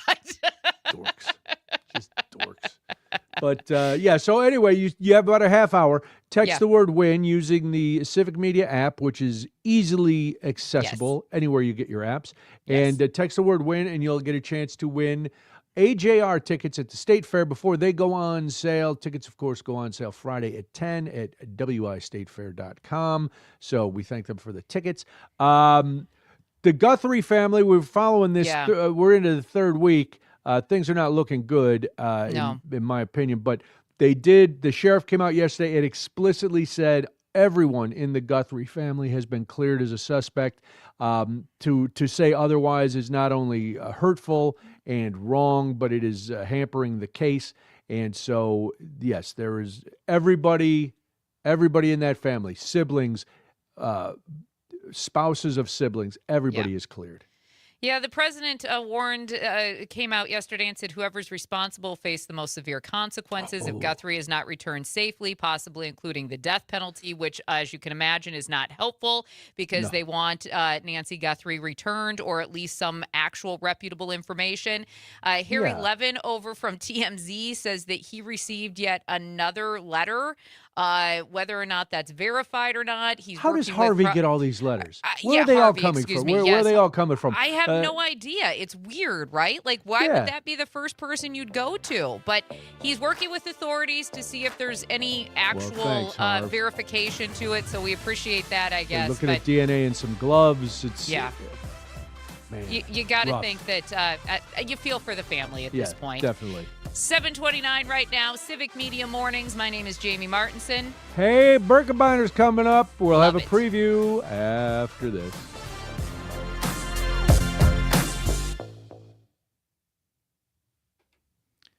Okay.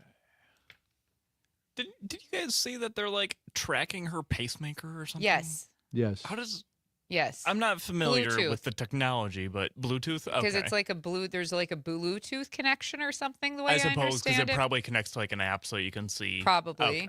Okay. That's my guess anyway. Okay. I had not put any thought into it. I was like, they can just track a thing. Like what? I mean, the president coming out yesterday and saying. Well, that, yeah. Yeah. Dude. Usually you don't say we're gonna kill you when we find you. Dude. Like they want somebody to actually give them real sufficient evidence that they have her And can Captain Obvious not realize most kidnappers face the most serious consequences? Right. Once they're caught. Well, no, not until he came along. Well, that's true. I forgot. He's the law and order president, unless you're diddling kids on an He handed island. out the most serious consequences of any consequence of any president ever because he's in office now. I think you're misconstruing serious consequences with pardons. I think you're conflating those two. He gives out pardons we got that for wrong. serious infractions get pardons. Serious crimes get redacted.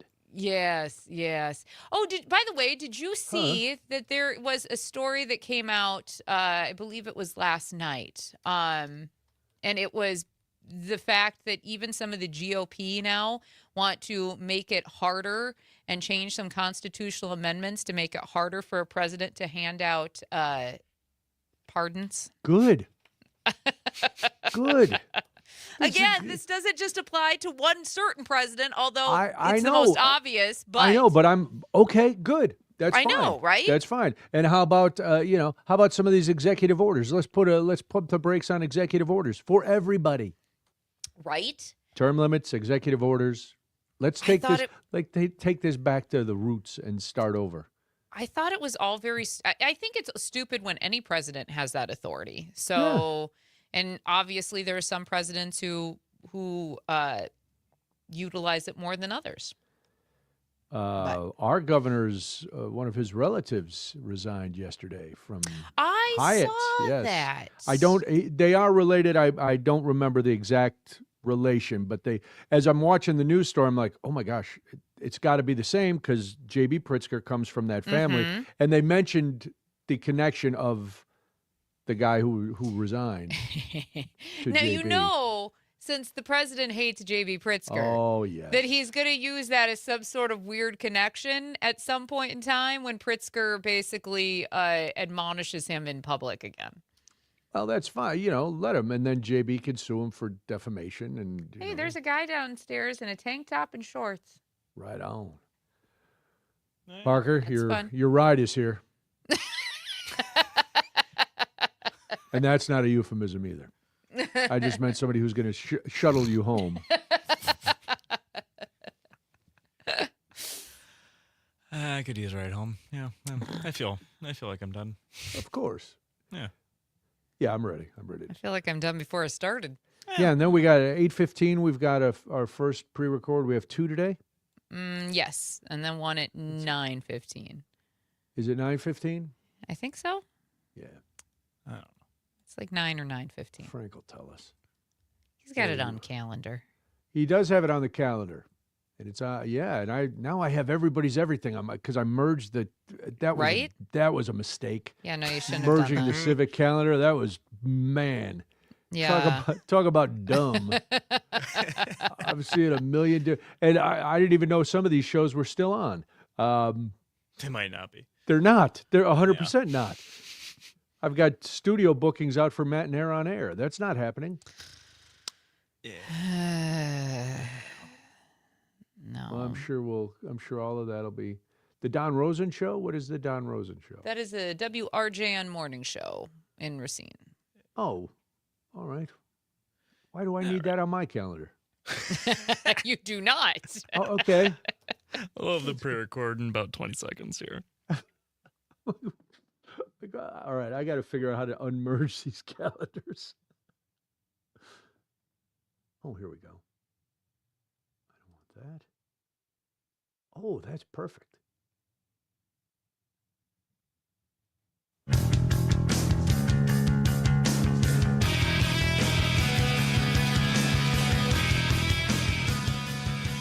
Thank you so much for joining us this morning. It is Civic Media Mornings on the Civic Media Radio Network. And if you are listening in Madison on WMDX or in Wausau on WXCO, maybe even in La Crosse on WLCX, we are certainly glad that you're here. My name is Jamie Martinson. And I'm Brian Noonan. Thanks for being with us this morning. All right, all eyes next week will turn north. We will be looking at the American Birkebeiner, the race that has started off very tiny years ago and now has become a global event. Greg Gunderson joins us this morning. He is the morning show host and associate production director at 98Q Country in Park Falls. He covers the Birkebeiner extensively, and so we have decided that we need to pick his brain. Gray, thanks for being here. We appreciate it, man. Thank you for having me, Brian, and good morning, Jamie. It's good to be here. We're so glad that you're here today. We are glad. Here's the most important question, Gray. Everybody's excited to get all the details, but how's the snow and what's the forecast for next week? Because everybody remembers a couple years ago when people were cross-country skiing in mud. So how's it looking? It's looking better than it was a couple years ago, Brian, but I will say there is at least some small concern with the temperatures approaching what they are currently, at least on this weekend's forecast. That said, you got to remember that they've developed a plan for almost no snow. And what you're referencing a couple years ago with the mud, the amount of snow that they generated at the time, they actually made a loop track that was capable of hosting the number of racers and races necessary, which we're talking about tens of thousands of racers over the track over the course of that weekend. So even if everything melts by the end of tomorrow, okay, I'm not saying from a cold start they'd be able to make that much snow, but they're able to pull off some pretty impressive things. I actually wouldn't be surprised, Brian, if they're banking on, and forgive me, no pun intended, they might be building some snowbanks in anticipation of this. That's with the amount of generation they can do now, it would be a pretty good idea, I think, as temps approach the 40s. But yeah, it's hopefully going to be a little more snowy than it was a couple years ago. We can depend on that. Fingers crossed. So the Birkebeiner brings thousands of people to this area, which isn't huge in population. And as somebody who's watched this event over the course of your life, what's it like to suddenly share your community with the entire world, Gray? Because essentially you will be sharing it with the world over the next few days. It's so difficult to draw a parallel, Jamie, because unless you're from a small town which hosts a high volume event, you've never lived somewhere. And hey, even if you've been to Minocqua in the summer, or if you've even been to the Birkebeiner or the lumberjack competition that happens here in the Northwoods, right here in Hayward, same area as the Birkebeiner, it's really difficult to appreciate the effect it has. I think the closest thing that a large number of people might be able to hold up as a yardstick is a Packer game. especially about 10 or 15 years ago before Titletown was really developed and everything within a couple hundred yards of the parking lot was grandma's house. Like if you were at Lambeau up until about 2010, 2012, like there was this feeling like that's right there. Who did this? It felt like a little kid had designed the structure of Green Bay. That's kind of what it feels like. There's no parking. There's no seat at any table at a restaurant, but everybody's in this fantastic mood because much like that Packer game, it's the lifeblood of the economy for that entire span. And it has effects, people are in a better mood for 2 or 3 weeks after the Berkey, both because it's been there and because it's over. It's a lot of energy spent. Gray, for those of us who came to Wisconsin later in life, other than just traveling through, what's the history of the Birkebeiner? Because I learned it once I got here, what a huge deal it is, not just for the Hayward area, but for the entire state. But for the uninitiated, where did this start and how did it go? I mentioned from a small group to this worldwide event.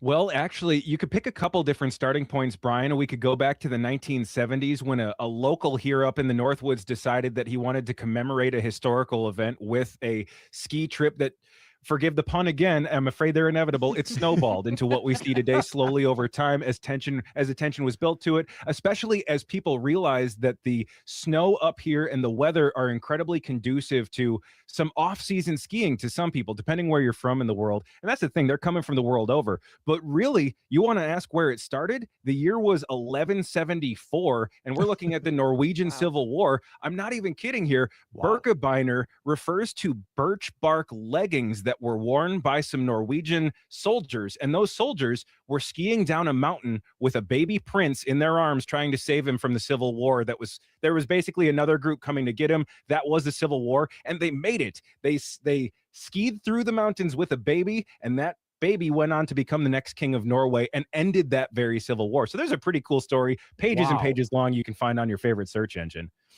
I love that. Thank you. A little That's history, great. Brian. Would it surprise you if I'm very excited to know that kind of history right now? No, and I think it's people would go because I knew back to the 70s. I was like, oh, that's where it's now I'm going back to the 1100s and the Civil War. It's great.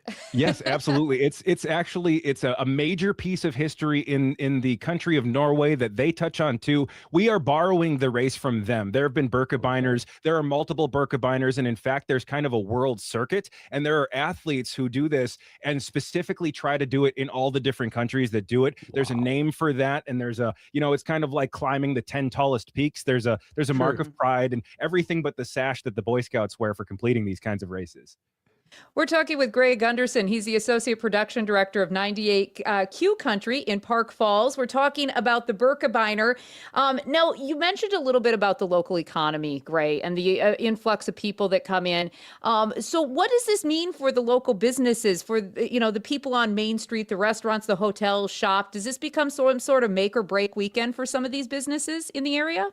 Yes, in a way, because it's not that the business can't survive without it, but suddenly there is no real backup plan necessarily, and the only option after, if there was a theoretical non-Birkebeiner year, the only option would be to scramble to find some way to deal with that. And I'm immediately reminded of, we were talking of a couple years ago when there was so little snow and they had to do that loop trail and generate the snow like that.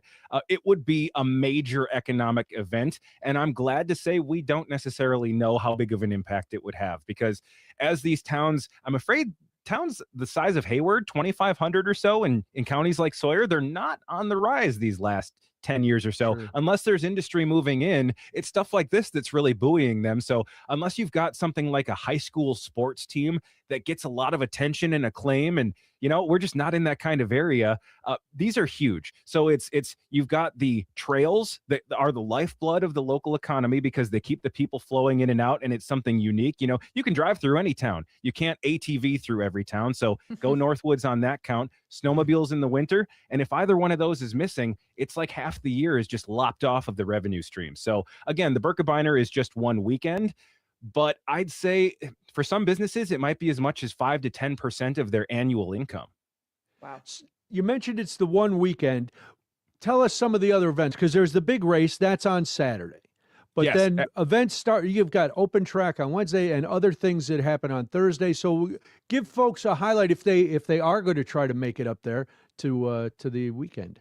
First of all, there's no wrong way to do it because just like you said, Brian, there are events going on at all times, usually in the week leading up to the Berkey. That's been changing a little bit as COVID challenged the system. And of course, again, that snowless winter a couple years ago. So different events have kind of been on the rise, but you can see things happening right in the downtown streets of Hayward, like the giant ski competition. One of my personal favorites. You get 4 people on 2 skis locked together.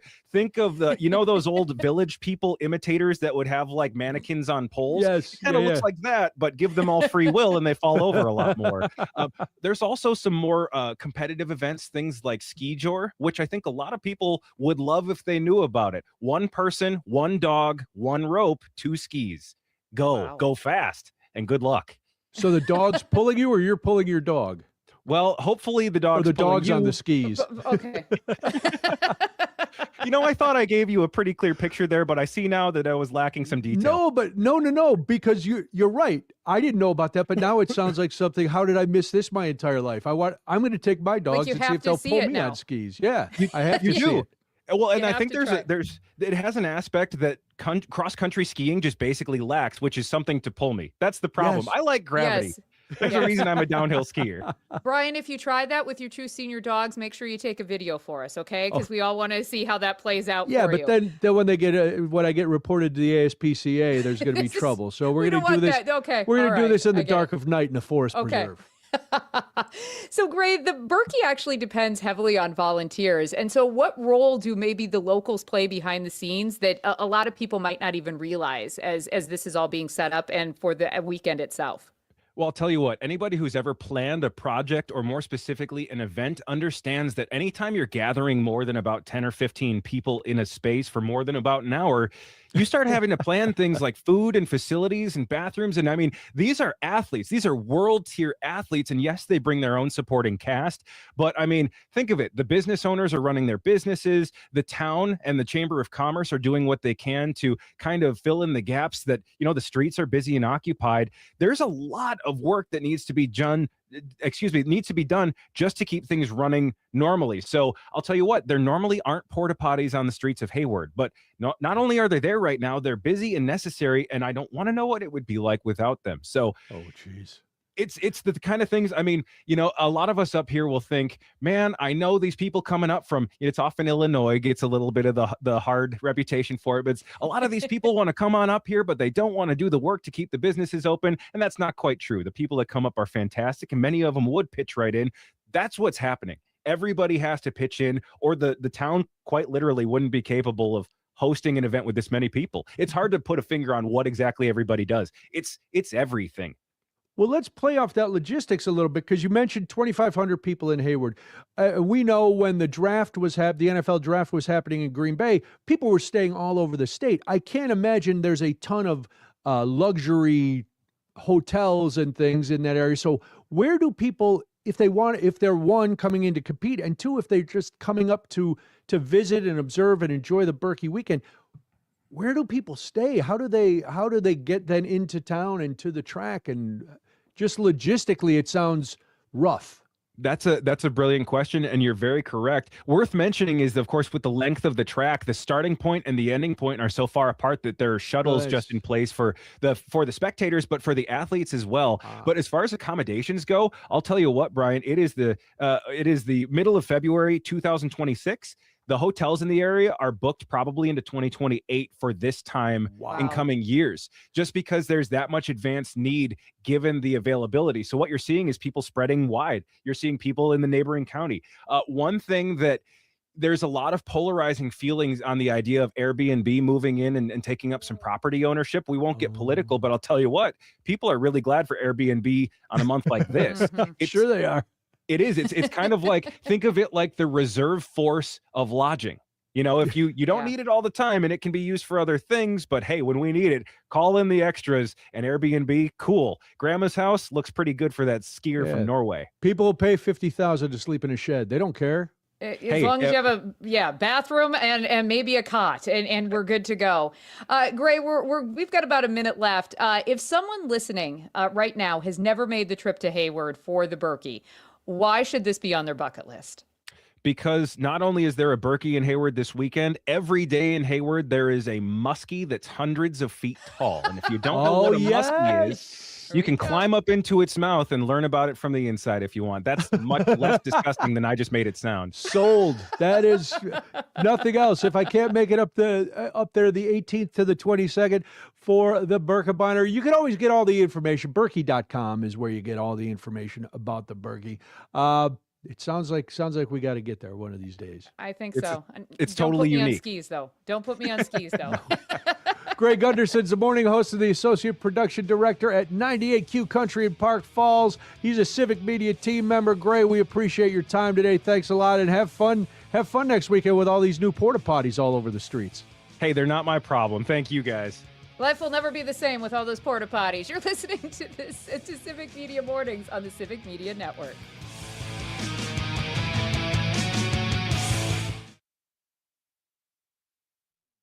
For democracy. Democracy. A new Civic Media experience arrives February 23rd. Progressive knows there are some surprisingly expensive things in life, like rugs. People say a rug would really bring the room together. And sure, you don't know what that means, but it sounds important. Suddenly you're using words like jute and sisal. Then you see the price and lose it, because how can the thing you walk and spill on cost so much? So you devote your life to taking down Big Rug.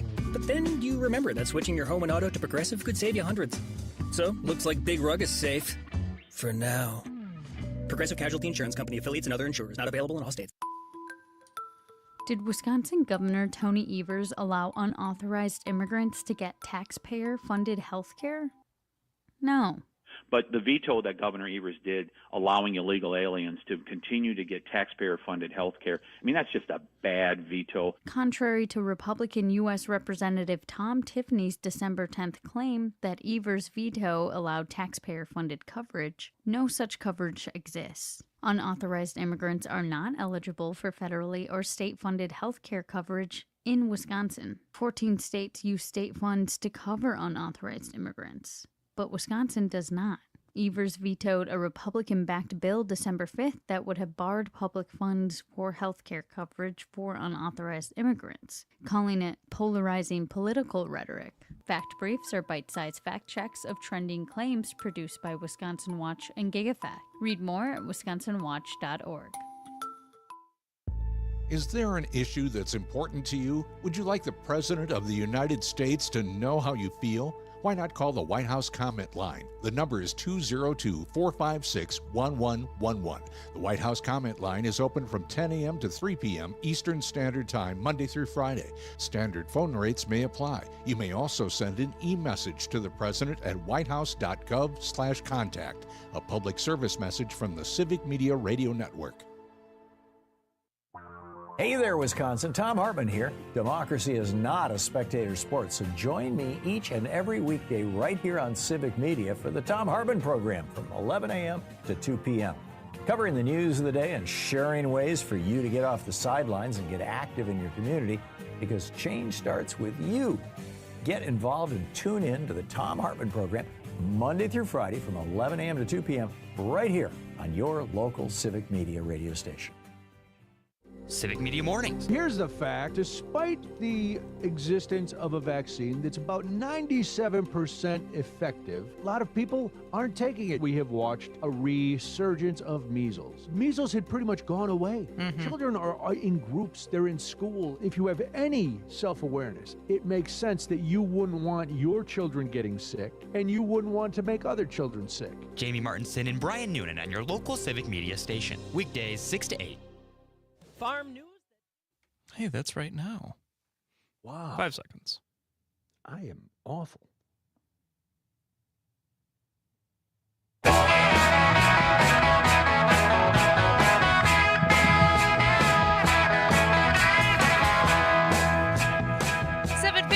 Right now. Thank you so much for joining us this morning on the Civic Media Network. You're listening to Civic Media Mornings. My name is Jamie Martinson. And I'm Brian Noonan. Hopefully you're having a good start to your Fat Tuesday. Remember, it's Punchki Day. Get to your local bakery. Treat yourself. Go off your diet for at least one meal and have some fun before Lent starts.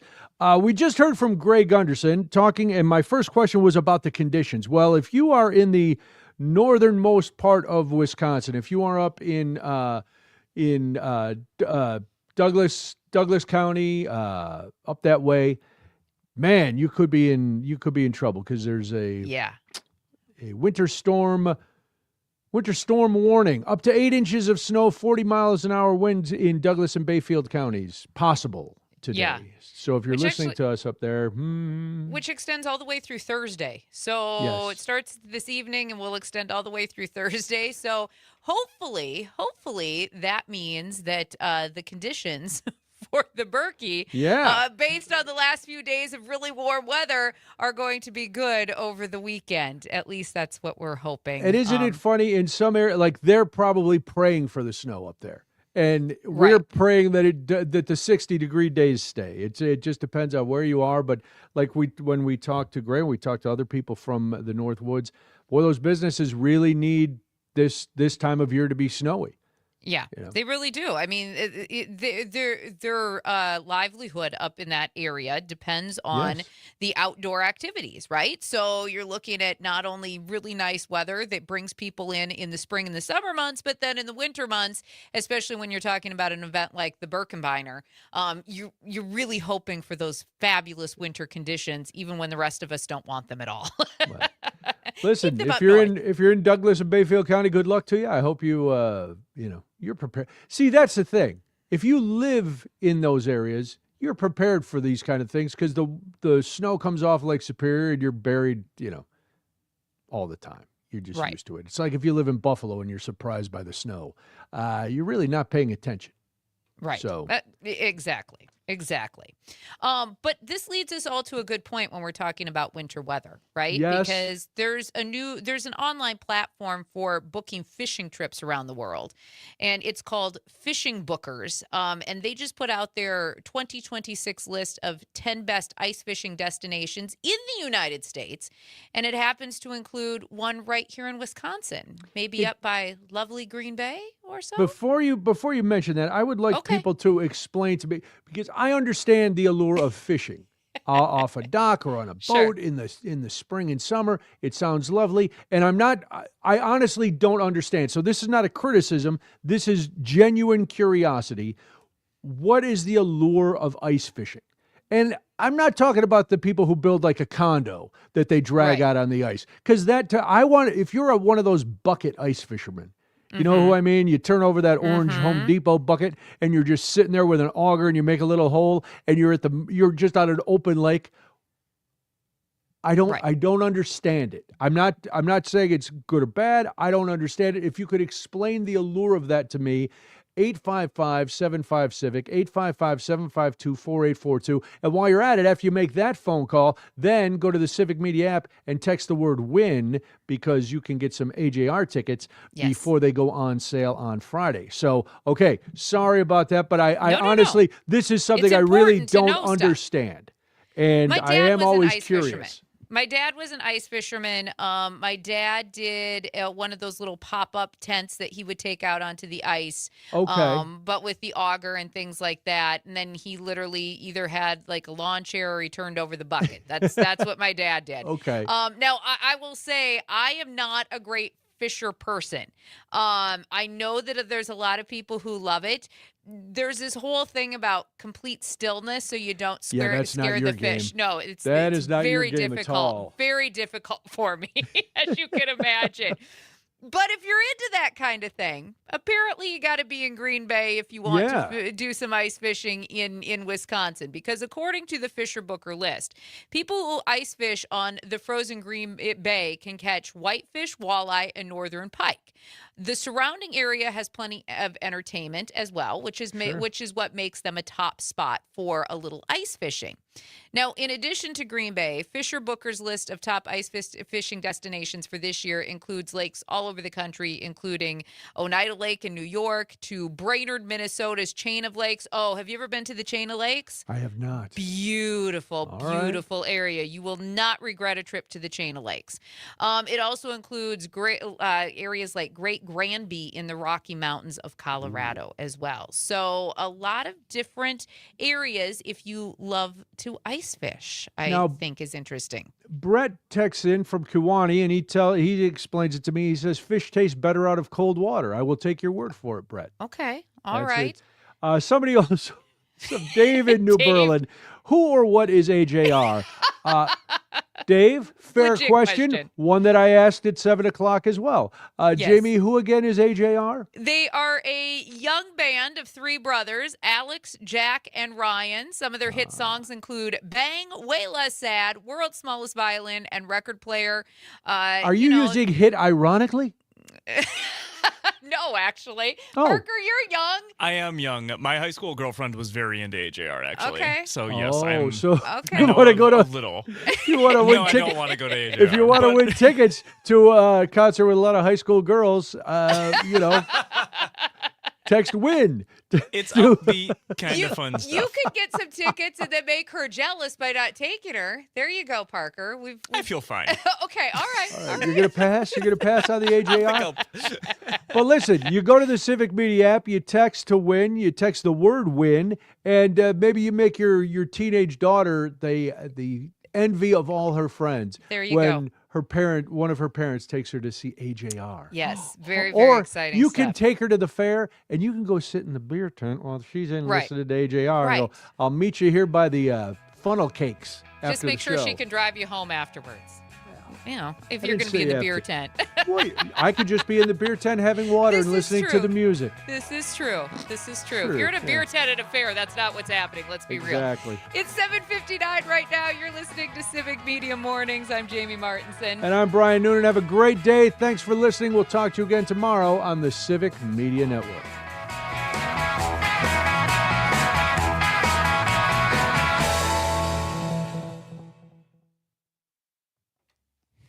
Okay, live stream. We're leaving now. Have a good day. Bye-bye. Bye-bye. Bye-bye.